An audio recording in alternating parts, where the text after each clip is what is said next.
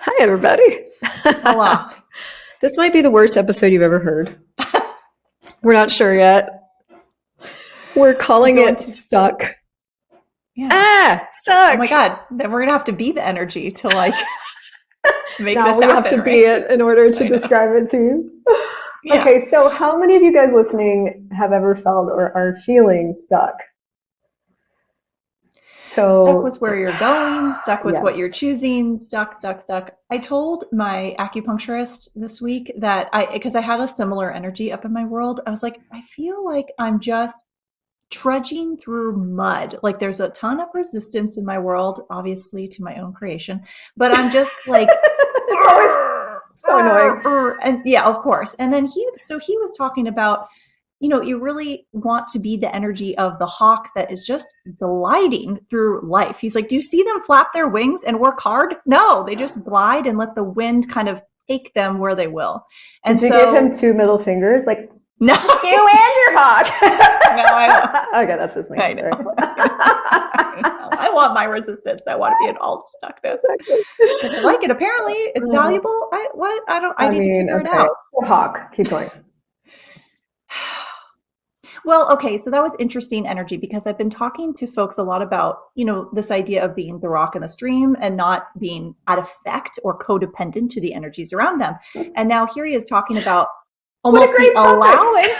I know, a leaf in the wind, almost like getting swept up in it. So I was like, where is the middle ground here? Or what, do you have something from that? Oh my God, I hope so. SOS. Okay. Well, let me gift all of us something by sharing that #MeToo. I, in the last 2-3 weeks, have been really looking at that because I have also felt stuck from the point of view of like I was kind of out of ideas, which I'm never out of ideas. I'm like, Yeah. I have So I know a few things about this. I know that I'm psychic. I know that I pick up on everybody else. I'm grateful for that awareness most of it, even though sometimes I choose to forget it because it's much more fun to have a problem. So grateful. I'm so grateful I'm aware. So I know that. But I also I started really kind of deep diving into my own world. And maybe this is my advice or whatever to people. Because I've never not deep dove. How do you say that in past tense, past future? I don't know. I've never done that and not come up with something. Like every time I choose to just like, okay, fucking sit down and let's look at this, I come up with something. So for me, what I started to discover is I really, really forced myself to look at this. Like, when did this change? Was like, because many, many times what I've noticed with people and with me is that frustration of stuckness is almost, how do I say this with words? It's almost like it's a result of like, it's like a snowball at the bottom of the hill. It's not necessarily that you just started feeling that way. It's almost like it just started getting loud enough that you're finally willing to look at it. Is that? Well, it usually seems to be the case. I mean, you don't really pay attention until they're painful enough. So painful. I mean, when do I go to the doctor? But like when I'm like, oh, the stress, my nervous system's like wackadoodle, that's when I go, right? It's like when everything's copacetic or tolerable enough. Make it work. Yeah. All right. So I, for me, like this whole last year has been a huge life shift, right? So I've been kind of puttering along, honestly. I've been doing the best I can with what I've got available, cultivating new skills when I can, but it has been really hard. And so as I was sitting there looking at my own stuck stuff, I had to really look at when did this start for me? And it was like, wow, it really started for me when I moved to Latin America a year ago. And that's about 3 months after that, I started pulling back. So my stuckness started way back there, but because I didn't really acknowledge it, and that's usually what happens, we don't even really know we make these decisions, or we pull back, or we retreat, or whatever it is that's causing the difficulty. It's usually somewhere in that family of energies. We usually don't know we're doing it. We're usually just coping or trying to handle life or whatever, but we do it, and then everything gets harder from there. So I had to look at that, and I was like, way back there, I retreated. I stopped doing my show. I pulled back in. I started writing my book. I started doing all this really internal stuff that a lot of it handled life stuff that I needed to handle, but there was a lot of me pulling back from the public eye because, and then I could list you my reasons. Yeah. So my income went down $100,000 last year. Like it really affected everything. And that's what happens. That's what happens. The moment you retreat and you pull back, that's what happens. You know, everything gets harder. So you're still trying to do normal daily life without you, kind of. Carrying 10 boulders on your back and trying to continue to walk forward. Look, this is me. I'm fine. Everything's fine. I'm fine. I'm okay. We're using the tools. You know? So it takes for me usually an intense level of pain. So I'm sitting there 2 weeks ago. It's December. I have no ideas. I'm like, there's no revenue, which is not totally true. None of that's all really true. But it was enough for me to look at it. And when I finally sat with it, I'm like, wow, for me to change this, I have to become willing to be what I haven't been willing to be, which is exposed. For me, that's the only way business works. That's the only way my life works. And that's not true for everybody. That's true for me.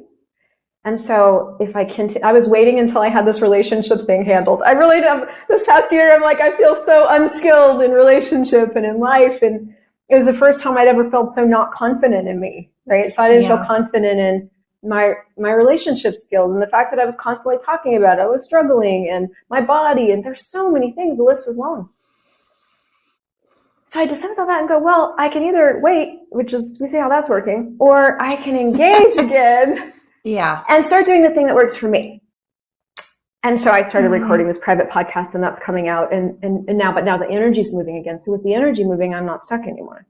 So I think that long story is to kind of go, when did this start? Really? And what would you have to choose to get the energy moving again?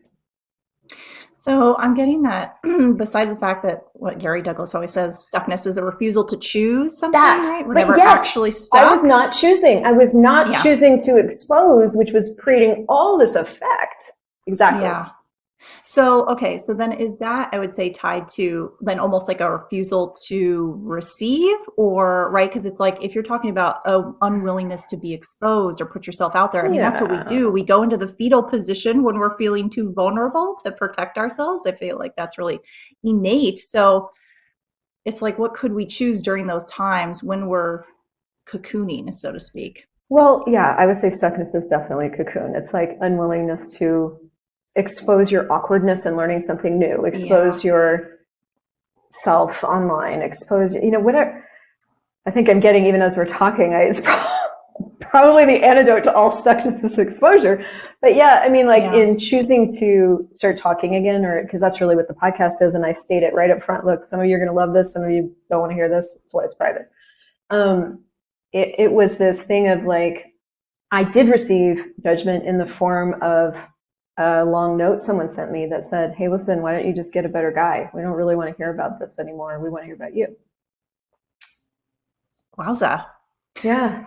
And it's so funny when I received that Facebook message, it was somebody I didn't even know.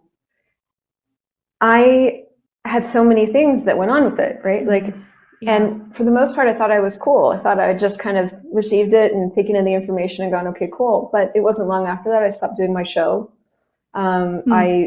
I stopped talking so much. I actually didn't put him on my social media anymore. I started hiding me. And the thing was about my process is that it included him a lot. We were together 24/7. So he was a primary piece of my process now. And people, and I was in and out of conflict about that. And so there was a lot to it.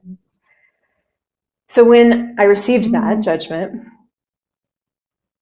I used it to stop me. Yeah. And in choosing beyond that now, what I'm realizing is coming up for me is what feels like fear, but what I know is uncomfort with I don't know what this is going to create. I know that people will have opinions about how I do this and what this is and whether or not this is relevant to anyone, or all the people are going to have opinions. And so when you ask, is it a willingness to receive? Absolutely. Yeah. It's a willingness to face whatever results from this choice. Yeah. And choose anyway. Yeah. 100%. I'm sweating. And it's like, sweating, you know.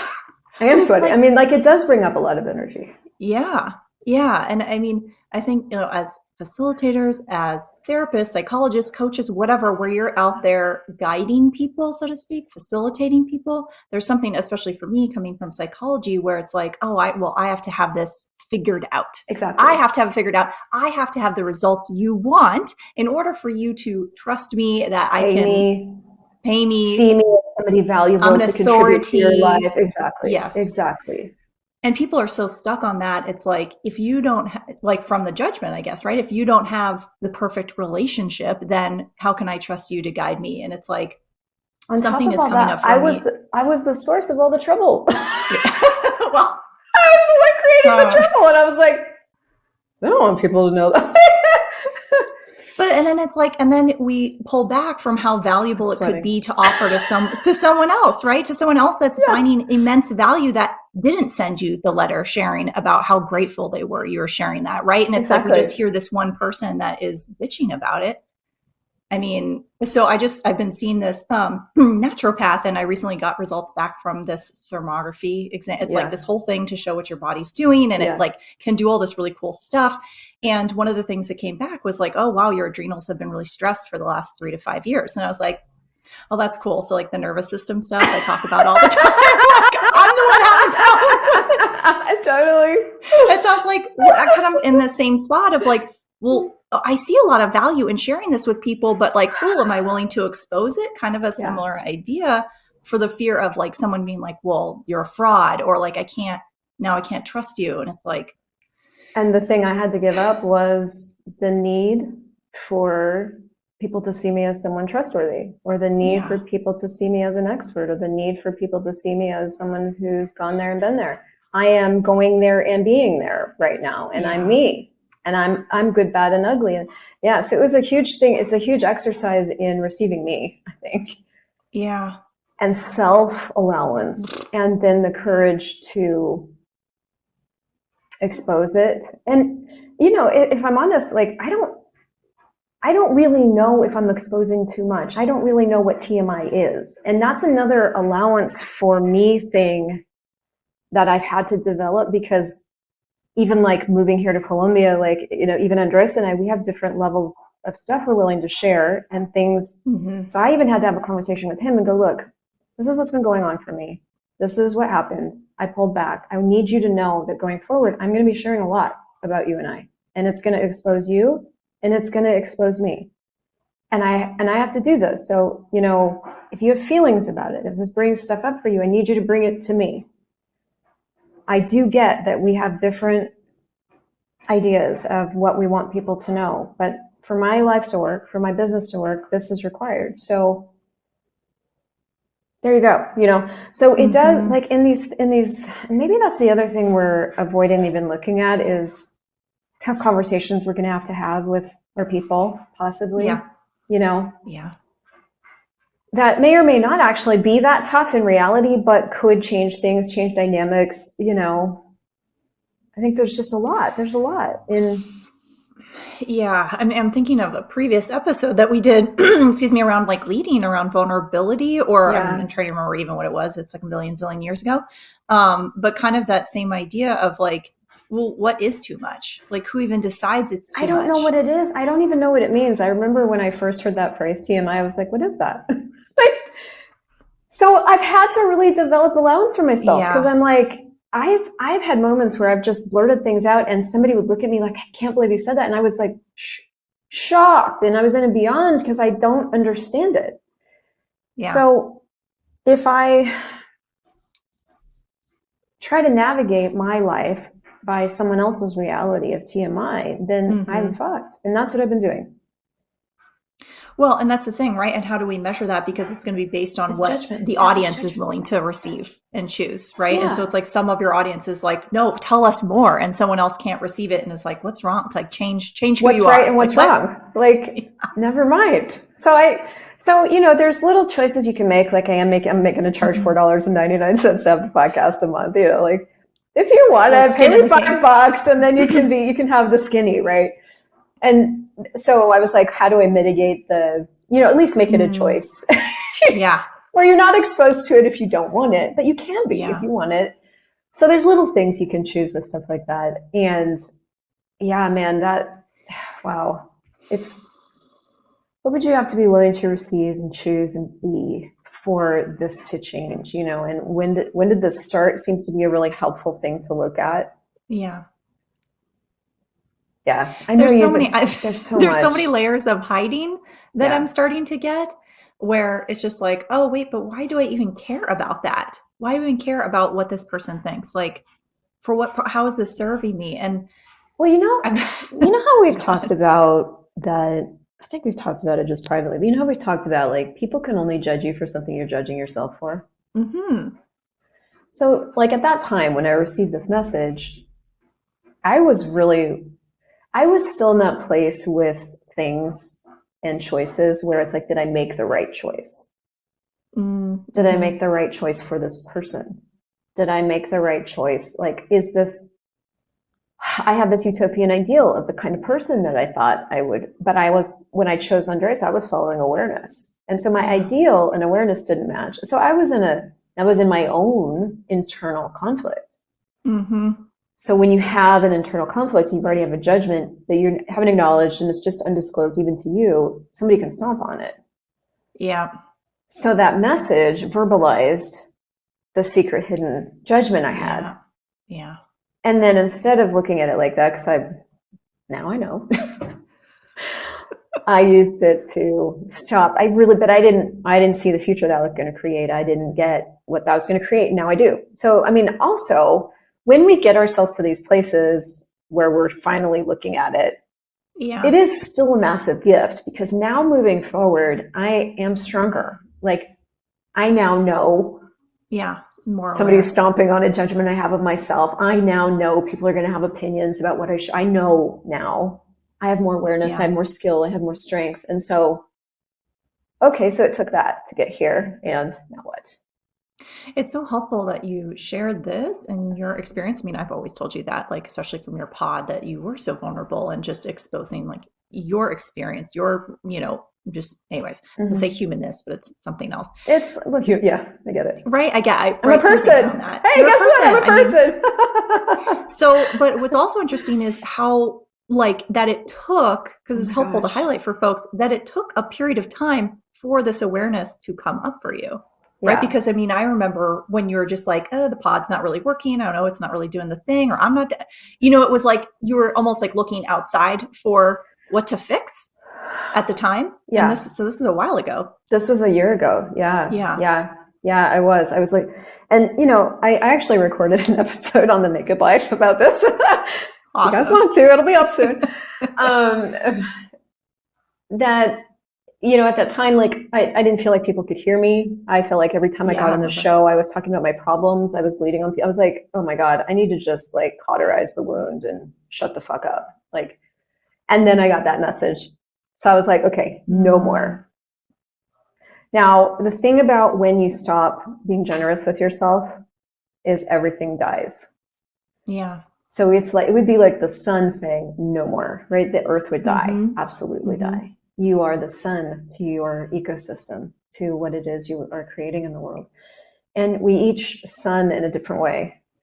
And that I took the sun away. I was like, no more. And so what was weird is I did keep creating, but everything started, like, falling apart. And I just didn't really talk about it much. I just didn't talk. There was so much I didn't talk about. I just stopped talking.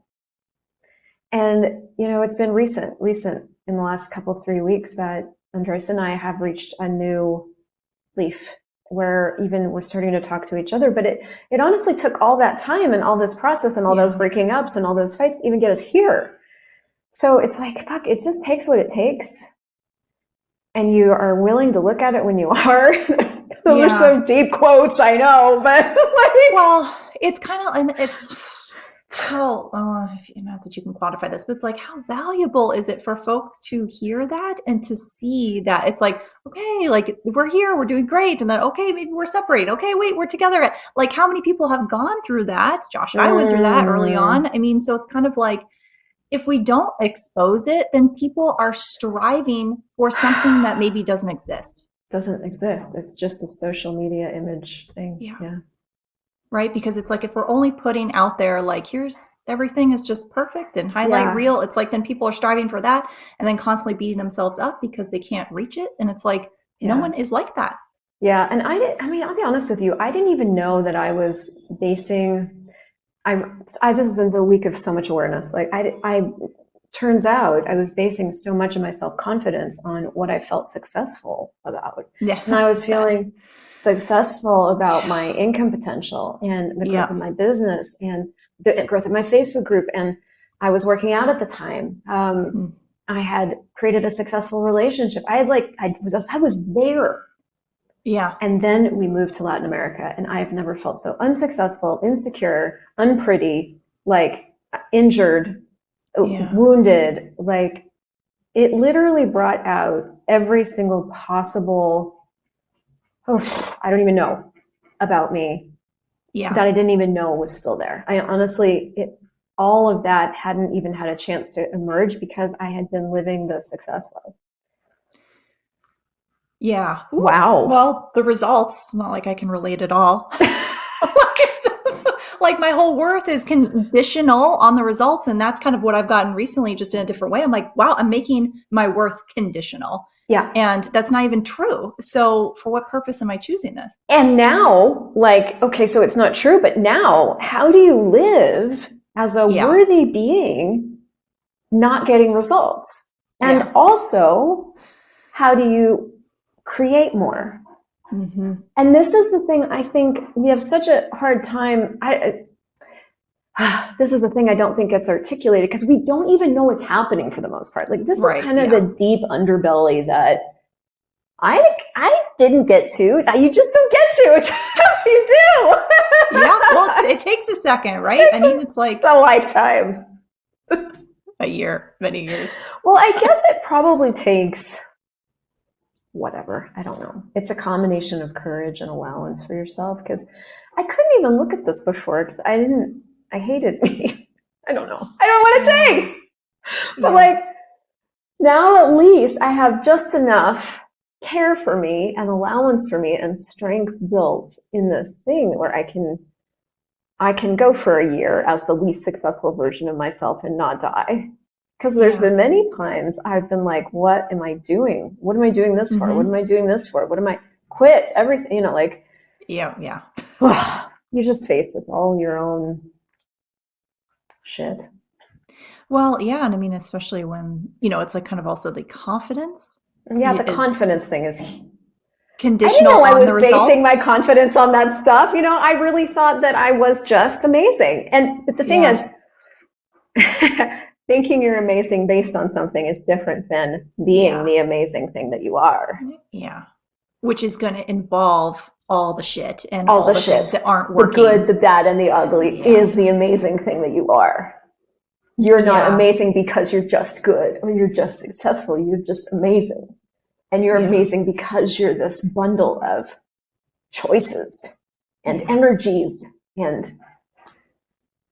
boy, getting there is a lot of freedom, but it is also vulnerable. And if you are stuck, it's very likely that there's elements or whole swaths of you that you're not sure you want to let loose. Yeah. And I was going to say, like, and it's kind of like on that of like not sure that you want to let loose. And it's kind of like, why? And to me, it's like, well, because for fear of the one letter from Facebook or the million haters on TikTok or what, where someone's going to judge you for it. It's just unknown. It's like, you don't know. You're putting this you out there that you've really never even let yourself see. That is very likely going to be judged as too much information, too much of something. You're going to be too much of anything. Of anything. You're going to be too outspoken. You're going to be too direct. You're going to be too much information. You're going to share something you shouldn't have. You will be out of line according to somebody's line. Yeah. Right? Yeah. Sometimes I just saw someone drawing a little box around it, You still got a line. I am too much. And I've had to even say that out loud for my own benefit. And sometimes for him, I'm like, look, I'm American. And it's not even because I define myself as that. I'm not Colombian. I am American. I'm going to say things out of turn. I am going to say what I shouldn't. I am going to share things you think I shouldn't. And that is what it is. And that either is okay with you or you need to look at it for yourself. Mm-hmm. But that was more really for me going, hey, self, what's it going to take for us to really just be us? Mm-hmm. Me. Mm-hmm. It really isn't a committee. Right. And well, this is where we're always talking about, making the judgments irrelevant, because so then it's like doesn't have the weight, the control, so to speak, on us, where it's just like, okay, cool, interesting point of view. This is like just in real time, it's like we know the tools, and then we have something like this where it can be just so profound in the sense where it's like now just getting it at such a deeper level where it just totally shifted your life. It's like, oh, wow, okay, another level of being interesting point of view that someone has. Yeah, and I'll be just honest about it. Like, do I feel like I'm being interesting point of view? No. I feel like I am taking one step at a time, and I'm sweating. I've been sweating a lot, honestly. And good for the lymph system. I don't we know. can blame it on perimenopause because it does kind of feel like that. And also it comes up at times and there's a lot of energy there's just a lot of energy. There's a lot of energy there. I could misidentify it as fear, or I can just get that there's a lot of energy in this choice. I get that I'm choosing beyond what I've chosen before. I get that there's a lot of unknown. It feels out of control. So it's not that it feels comfortable. It just feels necessary. For me, just for me. Yeah. And I don't know what it's going to create. And I'm not creating it for a fixed result. I'm creating it because not creating it is not living. And maybe that's the thing to really look at. It's like, what are you not creating that if you would create it, it would allow you to live? Yeah. What are you not saying that if you said it would allow you to be? What gift of you are you not giving yourself? That would start really, and the choice for it just starts moving the energy. Once the energy's moving again, then everything's possible. Mm-hmm. That's why, that's my love-hate relationship with social media, but I do love it for the challenge for me to continue to learn to expose more of me. Like, it has been such a gift in that way, posting, creating, truly, if I just took all the business stuff away, creating that way of just starting to, like you said, kind of have a little more interesting point of view. It's not like a light switch. Like, I am interesting point of view and now I'm not. Like, it's on a dimmer. Like, sometimes that's a choice. Right? So it's like learning to become more of that and be more me and expose. But it's a process. It's a process. Yeah. So give yourself some grace and allowance is, I think, all we have to say about that. Conversation up, but exactly. Hopefully the conversation itself helped you guys to look at, what this is for you. And there's no one way forward. It's just looking, what's your way forward? For me, it's like, am I going to live here? And thankfully I have a business and it just supports me financially. And that's a gift, because when the finances go down, I get to look at what I've chosen. And when the finances go up, I get to look at what I've chosen. And sometimes they're not related. And it's a constant gift and invitation to continue to choose and be or die. It's all just a choice. It's all just a choice. Oh, see you guys in the next conversation.